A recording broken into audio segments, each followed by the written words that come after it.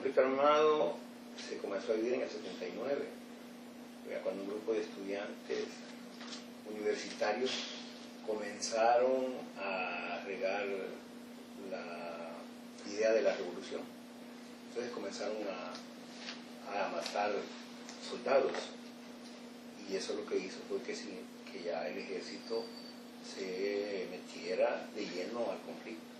Por eso que en el 80, hubieron varias gente civil muerta, porque habían pequeños enfrentamientos donde todavía en ese tiempo los universitarios no tenían el armamento con el que se vivió realmente la guerra. Después del 81 sí ya comenzaron a haber conflictos fuertes, porque comenzó la guerrilla a recibir ayuda de Cuba y de Nicaragua en armamentos, y eso lo que nos hizo fue acelerar los estudios de nosotros en la vida militar, y fuimos enviados a Estados Unidos a que nos prepararan a un conflicto de infantería, un conflicto frente a frente, un conflicto de guerra ya. Y el 83 que egresé, llegué a la escuela de policía, a la instrucción militar, a la instrucción de infantería, a los agentes de seguridad, a la policía. En ese tiempo fue aprobado un batallón de infantería en la policía, llamado el Batallón Pantera. En el 86 fui destacado a Suchitoto como ejecutivo del batallón con el grado de subteniente. Estuve hasta el 86, llegué al grado de teniente, fui comandante del batallón. En el 86, estando en el batallón, viví muchas experiencias, porque era una zona bastante conflictiva. Ahí donde estaba al costado, en el oeste de Suchitoto, se encontraba la población de Aguacayo, un poblado que quedó completamente destruido a la guerra, porque se dieron conflictos, se dieron enfrentamientos bastante fuertes ahí. Y tuvimos pérdidas de compañeros, porque nos embocaron en varias ocasiones, donde tuvimos que lamentar la muerte de varios de gente del ejército, así como también en todo el enfrentamiento que teníamos habían bajas de la gente subversiva. No puedes explicar lo que se siente cuando estás en una zona, cuando estás en un momento bien delicado que sabes que te puedes morir. Como en el campo es más abierto, uno puede usar cualquier tipo de arma, uno puede usar cualquier tipo de cosas cuando está en guerra, porque sabe que quien se puede morir enfrente es alguien que es un enemigo, pues no es gente civil. En el 89, cuando fue la llamada de la ofensiva, estuve en Mexicanos, en la policía de Mexicanos. Me daba con permiso y me tocó presentarme a ese lugar cuando comenzó el conflicto, y era algo que bastante difícil, porque había mucha gente civil. Uno tenía que saber bien cuándo podía disparar y cuándo no, si realmente uno era responsable de no querer ocasionarle ningún daño a alguien que no tenía nada que ver en el conflicto. Esa es una de las cosas que se vieron en el 89. Había gente que disparaba a lo loco, y entonces llegaba a ocasionarle daños a la población. Pero todo eso lo que nos hizo fue acelerar más la paz. Llegar a los acuerdos de paz, porque se cometieron graves errores en una guerra, y en toda guerra se cometen errores, porque en toda guerra se muere gente inocente, gente que no se mete en nada. Aunque en una guerra como la que nosotros vivimos, o en cualquier tipo de guerra, toda persona que colabora con un bando es parte de ese grupo. Hay mucha gente que estaba metida en un bando, pero como no andaba armada, si le pasaba algo, culpaban al otro. Solamente tengo dos pequeñas heridas de esquirlas que me cayeron, una en el brazo y una en el pie derecho.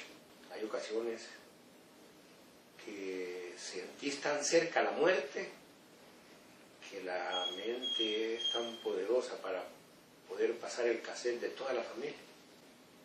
Las etapas más fuertes de la guerra y más difíciles de vivirlas, si lo vemos con un poco de responsabilidad, son los combates en la ciudad, porque hay más vulnerabilidad para la gente civil de que le pueda pasar algo.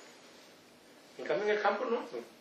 En el monte sabía uno de que el que estaba al otro lado había que atacarlo, pues había que tratar de destruir algo que estuviera enfrente.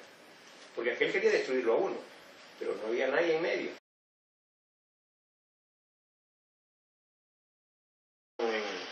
En la 75, Avenida y la prolongación de la Juan Pablo II, ahí por está la despensa de Don Juan ahora. Ahí me emboscaron y me mataron 2 agentes. Me tuvieron como unos 20 minutos, unos 20 minutos que lo sentí bien largo, pero como 20 minutos fueron lo que estuve en la cuneta. Ahí estuve tendido en la cuneta y queriendo escarbar el pavimento para que no me pegaran. Y por eso tengo estas cicatrices aquí, en los 2 codos.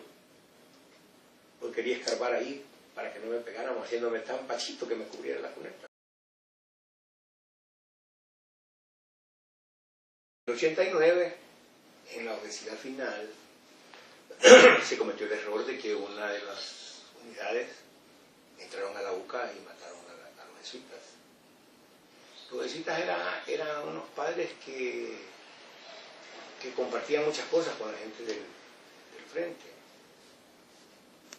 Inclusive ahí se planificaron muchas cosas. Ahí se planificó la destrucción de los mejores puentes que nosotros teníamos, que era el Cucatlán y el Puente de Oro. Pero eso no era para que también los mataran, así como los mataron ahí, ¿verdad? Había mucha gente y todavía hay gente que culpa al ejército de muchas cosas. Pero nunca en la UCA van a oír decir ustedes que alguien del frente tuvo culpa de algo. Entonces siempre en ambos bandos hay gente que está de acuerdo con uno y está de acuerdo con otro.